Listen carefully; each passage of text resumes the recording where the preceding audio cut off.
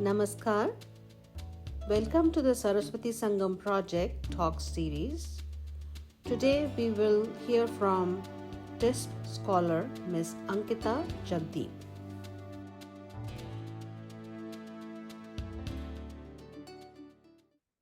Namaste. My name is Ankita Jagdeep. I am a mentee as part of the Saraswati Sangam Project. I would like to just discuss a little bit of my understanding and opinions on the current. I can only describe it as a continuous mission to defend and protect the Sanatana Dharma against the prolonged efforts to extinguish it. So, just to introduce myself, I graduated from Radcliffe University with a degree in computer engineering and currently work as a data analyst and engineer at the NCRI on Network Contagion Research Institute. But I'm very keen on learning about the traditions of Sanatana Dharma and, in a small way, contributing to its protection, which is, um, I feel, one of the most paramount things that needs to happen. So I just want to give some personal observations on this from the perspective of um, my current field as well as from my participation in the Saraswati Sangam project. So, as being part of TASTE, I've learned many things from the other mentees and the mentors who are all established scholars in their chosen departments of research and occupation. So, it has certainly been a very nice experience listening and learning with others and discussing the many beautiful aspects which Hinduism has contributed to, such as the arts, sciences, politics, governance, literature, etc. So, um, we have had sessions that centered around these topics, but also around the various issues facing the Hindu community and the possible ways in which they should be tackled and are being addressed by many experienced leaders who are contributing to the defense of Hinduism right now. So there's a lot to learn about these issues, which are many in numbers, such as Hindu phobia, Hindu unity, addressing the many misconceptions surrounding our culture and traditions, preserving the Hindu culture for the future generations, correcting our education system, many others. So it has been a very great learning journey for me so far, being part of this. Um, but as we have our discussions, we are all conscious of this sort of battle that we are fighting against so many different forces, all threatening to wipe out Hinduism. So some are revealing their intentions quite clearly, while others are doing it covertly, picking out the roots of our heritage one by one. So I just want to delve a little further on uh, my field, which I'm studying right now, which is on using the latest technology and research to inspect more so the current trends against Hindu phobia specifically. So, why I feel that this is a very important aspect to focus on is because Hindus are certainly not looked upon as a community of interest under the global gaze as of now. So, when Hindus talk about something like Hindu phobia and deliberate anti Hindu bias against them, they are really not taken seriously for a few reasons. Um, Hindus have not spent the necessary efforts to not just correct the narrative, but also write their own narrative, which is why things like caste laws can be easily raised and weaponized without a second thought about the community that they actually affect.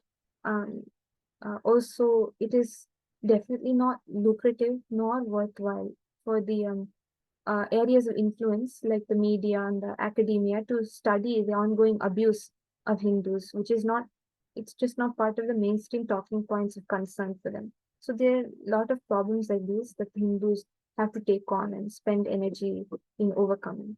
So uh, therefore, it is important for Hindus to reverse the current standards used to judge Hindus and actually use scientific based research to show that hatred is increasing against Hindus and that disinformation is being spread.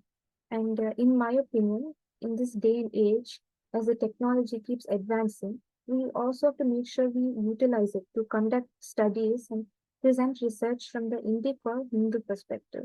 Because to arrive at a point where Hindus can present the story and be heard, they have to go into these spheres of power and control and influence, such as what I mentioned, academia and media, and to uh, submit factual works that counter the popular ideas and perceptions against Hindus that are really grounded there right now.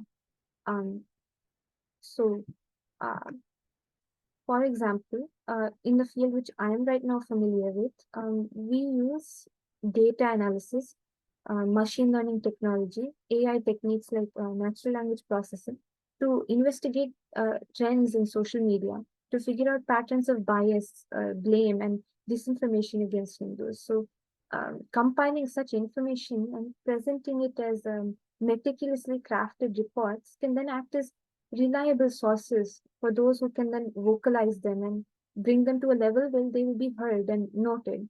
So, also doing this can inform legislators and policymakers that the Hindu community is one that needs to also be taken into account when they try to search or look out for potential dangers such as religiously motivated attacks against other communities. These reports let them know that Hindu community is also uh, needs to be focused on. They cannot just be ignored because Hindus are also facing a real threat.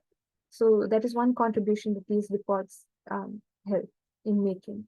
Um, so just to do a small dive into what this field encompasses, into the like, possibilities of implementing AI in the service of opening up discourse on Hinduphobia, we first have to collect the data. So, and this is not really an easy task as it can go two ways. Too little data means it will be difficult to do any sort of analysis and give conclusions of any merit mm, that can hold water.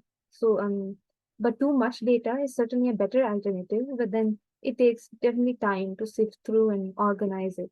But in terms of investigating anti-Hindu bias specifically, in order to get the data, we usually have to do something known as web scraping, where we scrape or collect information from websites. So in our case, we concentrate on social media.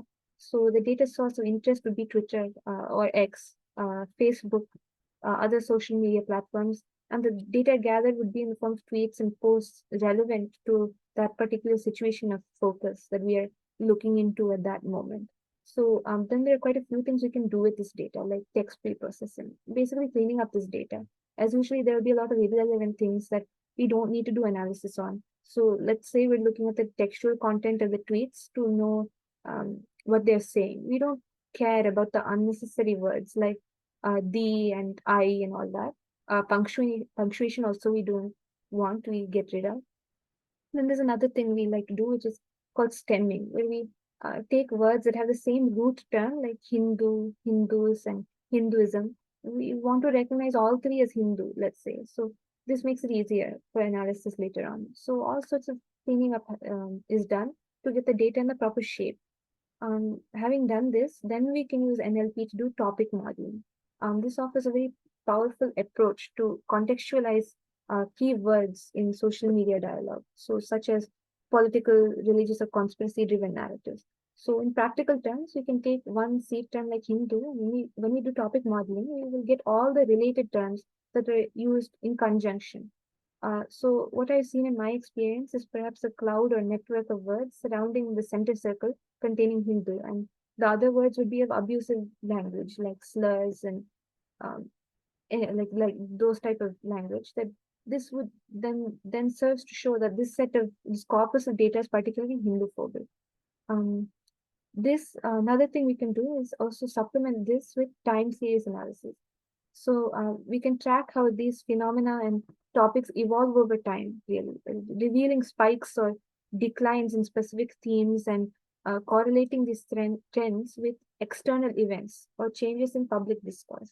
So this comprehensive approach of time series analysis not only identifies instances of bias, but also uncovers maybe these underlying patterns and triggers in online communities. This contributes to a deeper understanding of the digital social dynamics. So looking at the spikes in the time series, which is basically, like line graph over time or a series of dates, we can see whether certain dialogue on social media correlates with a specific event on a certain date. So this makes a powerful case in identifying relationships. In the case of researching Hinduphobia, we might see maybe insightful language or propaganda spread against Hindus on social media right before a specific attack on a Hindu temple, let's say. Then, through more exploration, we can sort of hypothesize that this one caused the other, which really serves to show that Hindu phobia is a big deal and impacts the anti Hindu messaging online is very impactful towards real world events. So, in general, time series doing this acts as a very strong visual aid, which then helps emphasize the point that is being made throughout the paper. Then there's another thing called open source intelligence or OSINT, which plays a crucial role in structuring and laying the foundation for this analysis. So OSINT involves gathering and analyzing publicly available data, including social media content, to augment our findings, our insights. So by integrating this, we can enrich our analysis with data from diverse sources. So this enhances the findings. This makes it more uh, relatable to the reader. It emphasizes what we have found. So because figures and graphs they can be quite dry, so putting examples and really fleshes it out. We can say so. Through this integrated methodology of using AI, OSINT, and all this, researchers and analysis gain a dynamic view of digital discourse, and this offers very valuable insights into the flow of public sentiment and the way in which information is spreading on social media. So all this put together helps create a very well laid out report paper, which now holds some authoritative value as it gives multiple types of evidence and uses the latest technology to make its points. So it now can serve as a reliable source in itself in academic dissertation. So any other speaker or a person who wants to talk from the Hindu side can use this paper report to build his or her arguments upon. So this is very useful thing that this report does. So that's why I feel that doing this sort of thing is uh, serves a very valid purpose for the Hindu side. Um, so I just outlined only one possibility so far of using scholarly investigation to defend Hinduism on the public stage.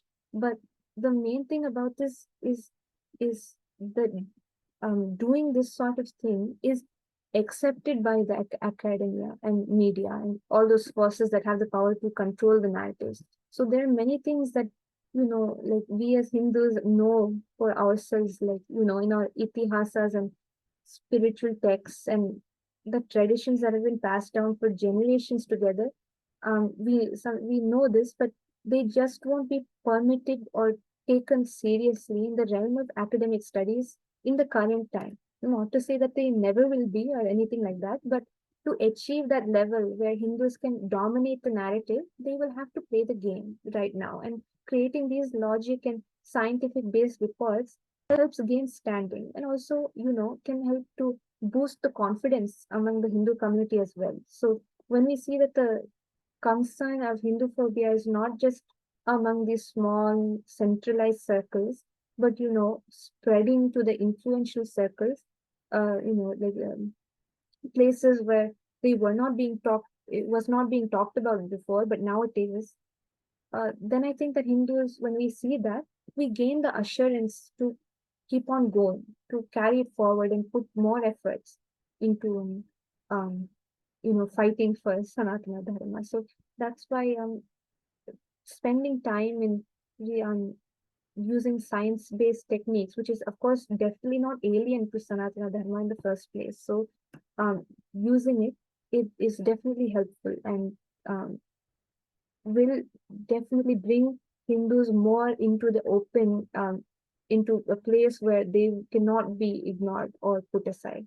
So that's what doing this type of research and blending, you know, interest in serving the Hindu cause, as well as interest in using science and the latest modern technologies, and we blend them together, and in this way, it really provides a very strong foundation for further arguments and further build up of the fight for Sanatana Dharma.